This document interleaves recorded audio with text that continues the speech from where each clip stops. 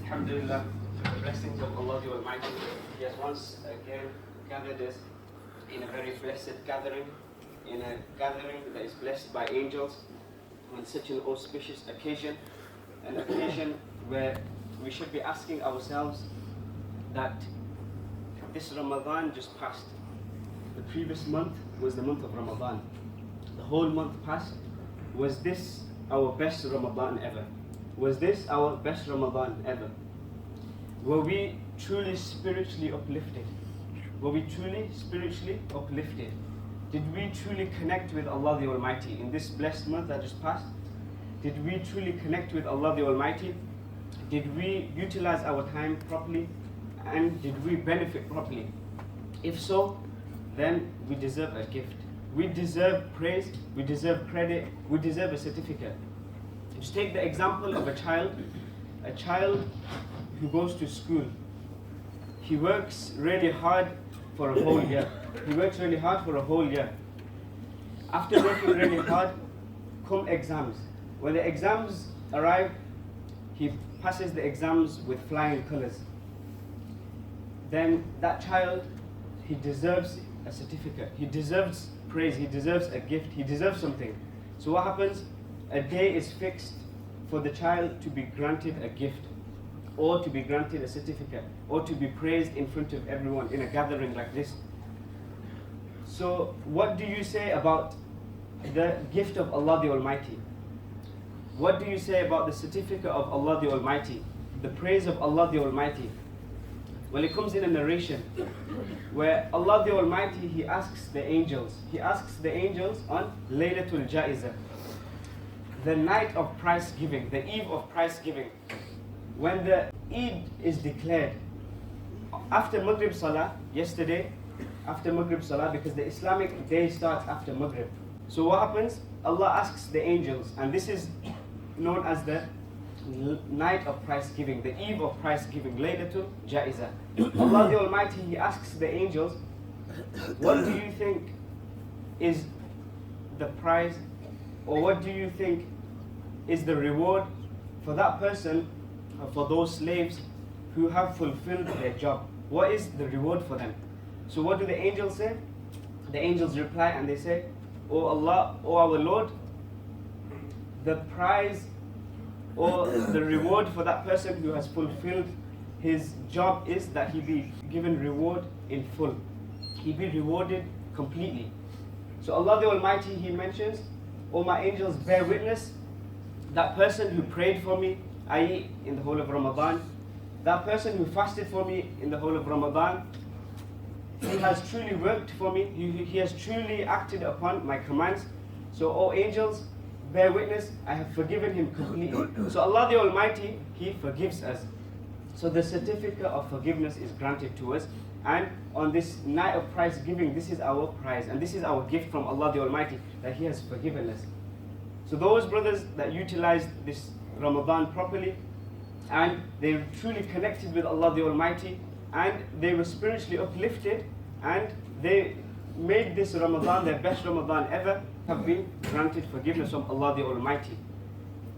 But now the question is, what about those brothers that never spent their time properly? Those brothers that never made this Ramadan their best Ramadan ever? Those brothers and sisters that never connected with Allah the Almighty, what about them? So for those brothers and sisters, you don't need to worry, because Allah the Almighty, His mercy knows no limits. His mercy is limitless. It knows no bounds. Allah the Almighty, He mentions in the Qur'an, وَلَا تَيْأَسُوا مِنْ رَوْحِ اللَّهِ, that do not be unhappy with Allah the Almighty, rather His mercy knows no bounds. Do not be despondent, or do not lose hope in the mercy of Allah the Almighty. Allah's mercy is limitless, it knows no bounds. That Lord and that Almighty that was there in the month of Ramadan is the very same Lord that we have outside Ramadan. We can still connect with Allah the Almighty, now. We still have a chance. But remember, life and circumstances of life and also death is unpredicted. So don't leave it too late, because we never know. Today could be our last day, tomorrow could be our last day, the next minute could be our last minute. So we need to make the most of utilizing our time properly on this land.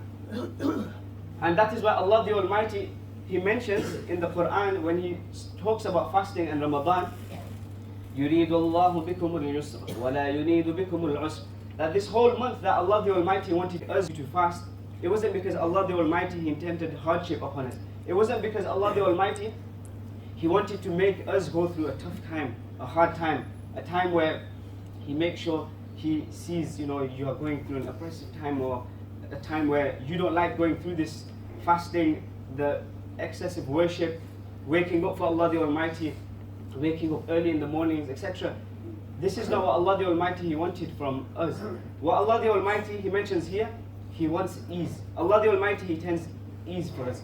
Our whole religion is based on ease. It's not based on hardship. It's not for Allah the Almighty to make us go through an oppressive time. Allah the Almighty wants ease for us.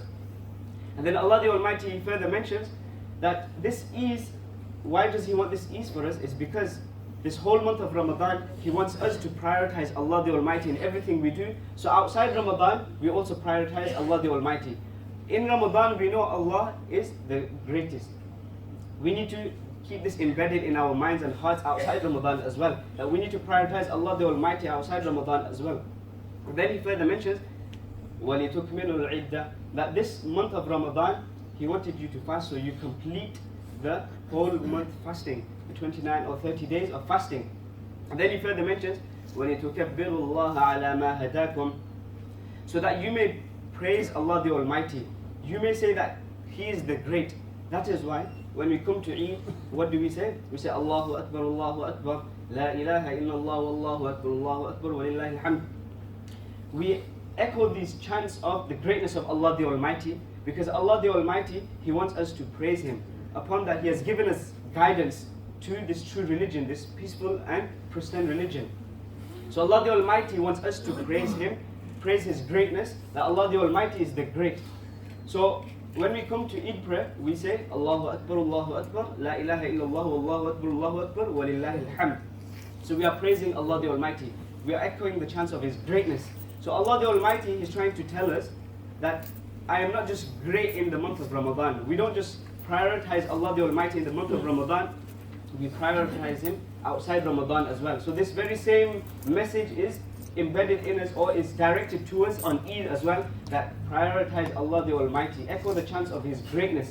And just like you were a living example of the greatness of Allah in the month of Ramadan, where due to Allah and because of Allah, you were waking up early in the mornings for tahajjud, for suhoor, you were going to sleep late because you were performing Tarawih prayer. Don't just limit this to the month of Ramadan.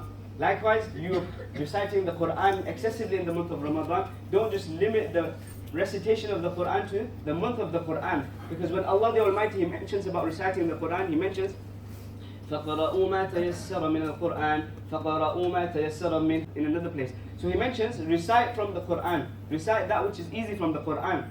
So Allah the Almighty, He does not restrict it with the month of Ramadan, that only recite in the month of Ramadan. That is why it comes in another narration that do not make your houses graveyards. Do not make your houses graveyards.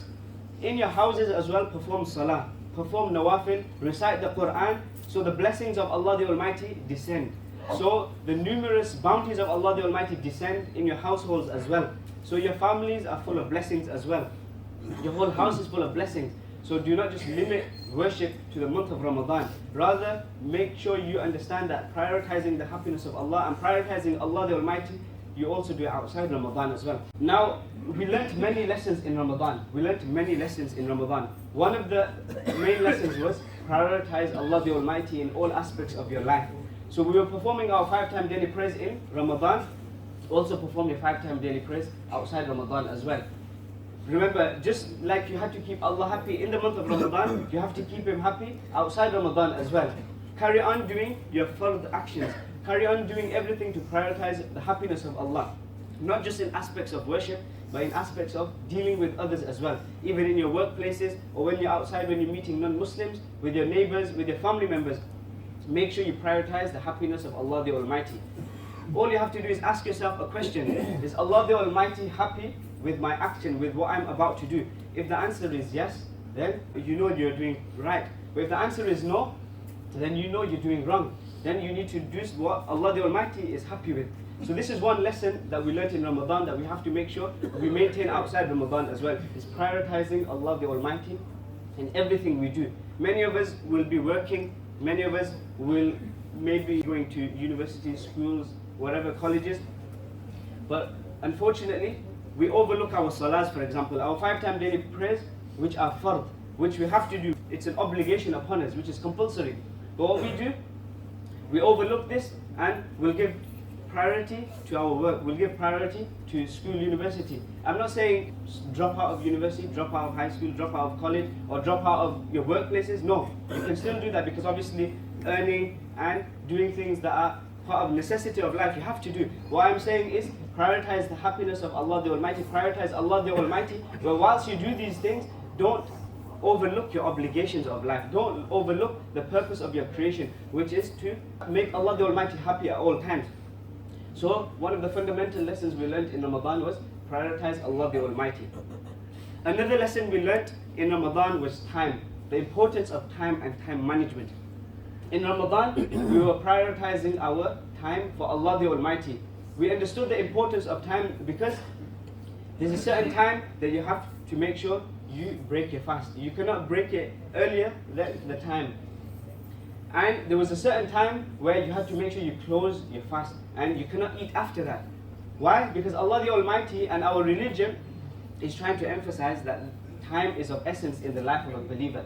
Time is of essence in the life of a Muslim. A Muslim should not be wasting his time.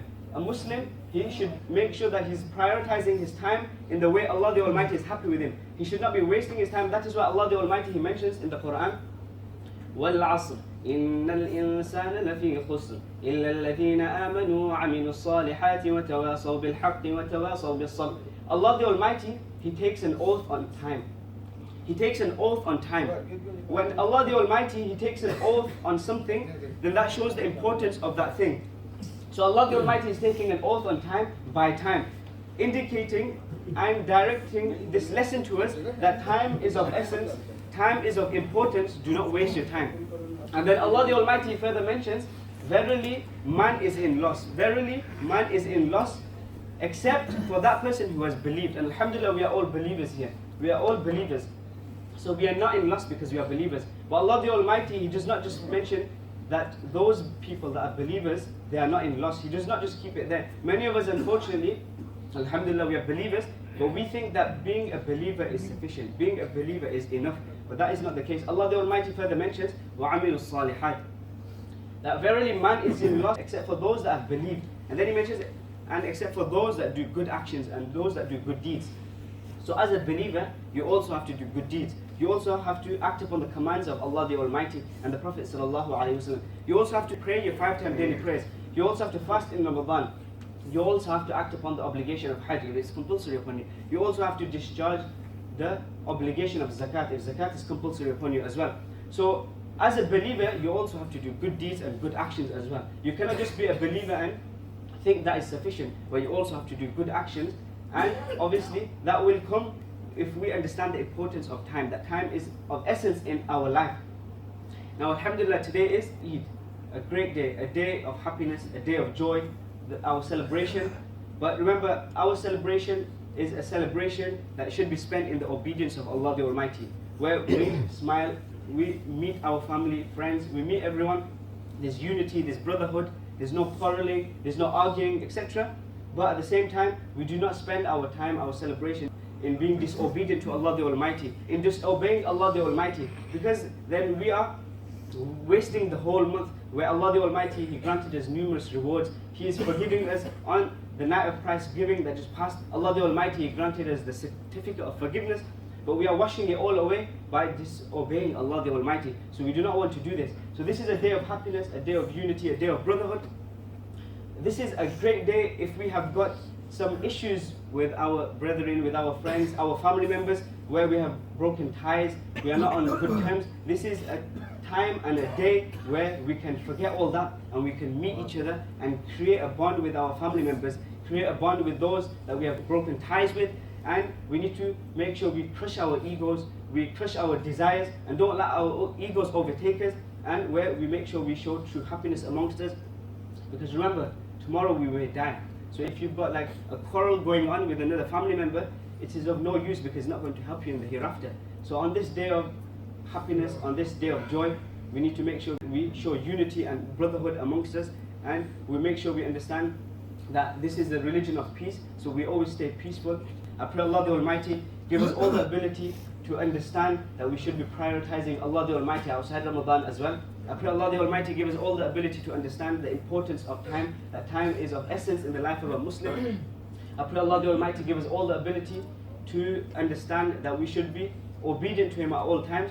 And I pray Allah the Almighty give us all the ability to unite and to show brotherhood amongst us. And I pray Allah the Almighty give us all the ability to act upon everything that has been said. Ameen wa akhiru da'wana alhamdulillahi rabbil alameen. كن سعيدا كن فريدا عش بفخر في الحياة.